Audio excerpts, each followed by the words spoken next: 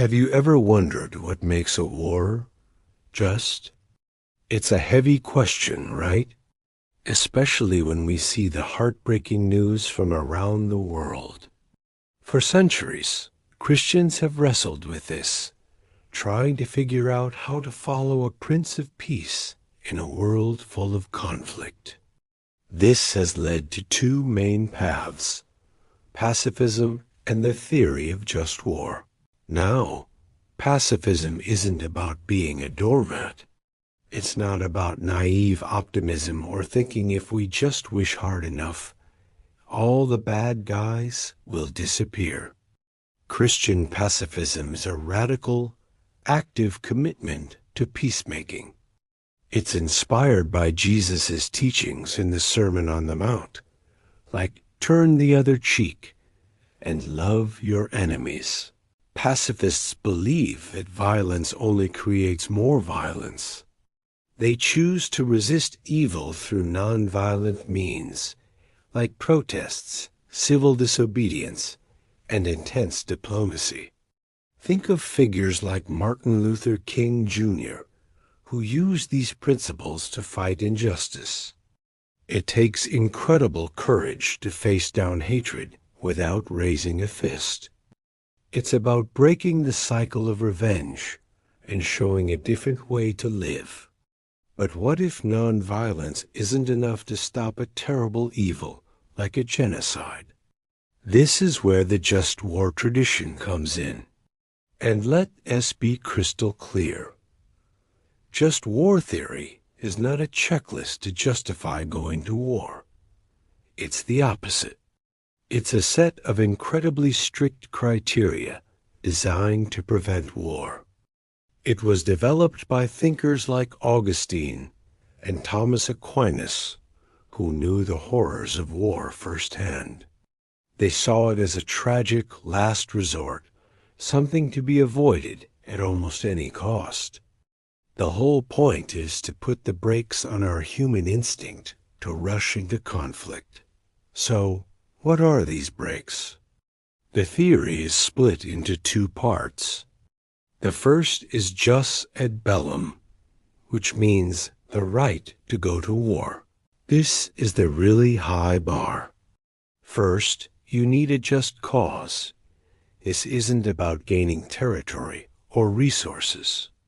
It's about defending innocent life from a grave, certain, and lasting evil. Think of stopping an ongoing massacre.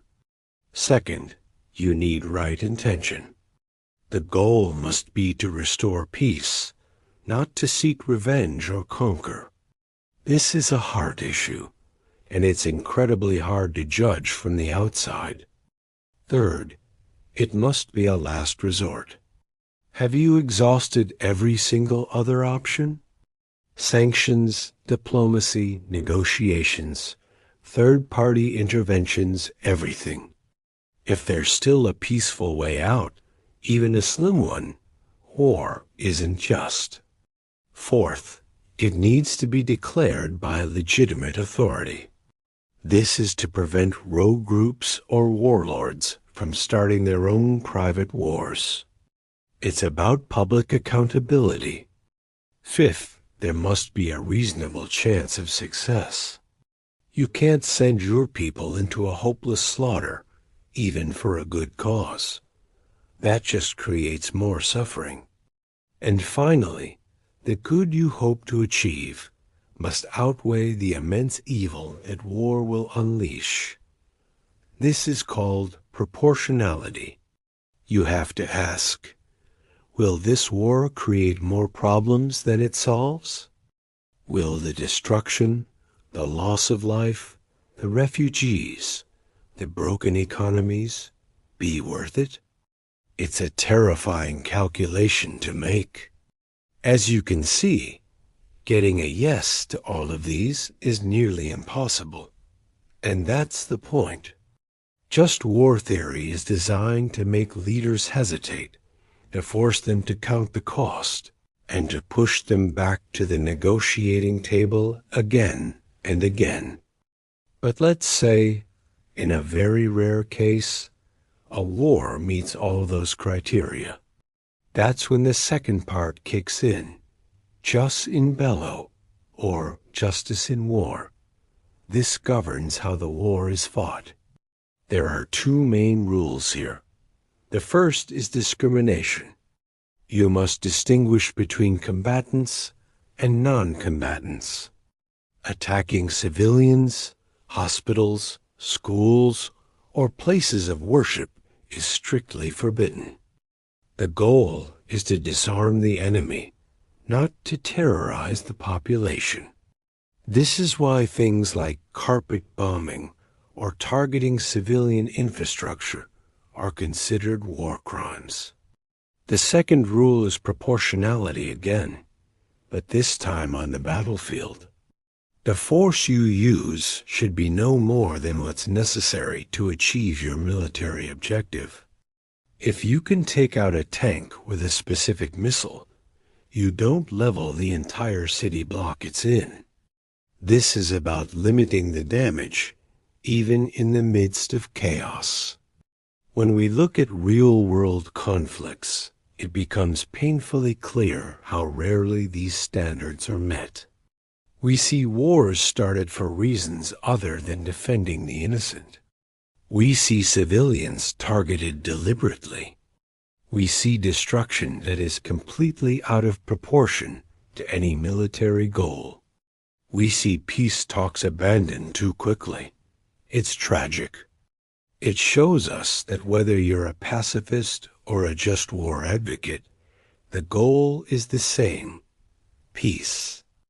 The Christian duty isn't to find excuses for war, but to be tireless peacemakers. This means advocating for diplomacy. It means supporting humanitarian aid. It means praying for our enemies, as hard as that is. It means holding our leaders accountable to the highest ethical standards. And it means mourning the tragedy of every single life lost to violence. War is a failure. It represents a breakdown of humanity. The just war tradition isn't a permission slip. It's a flashing red stop sign that screams, "Are you absolutely sure there is no other way?" And the call to peacemaking is a constant reminder that our primary job is to build bridges, not walls.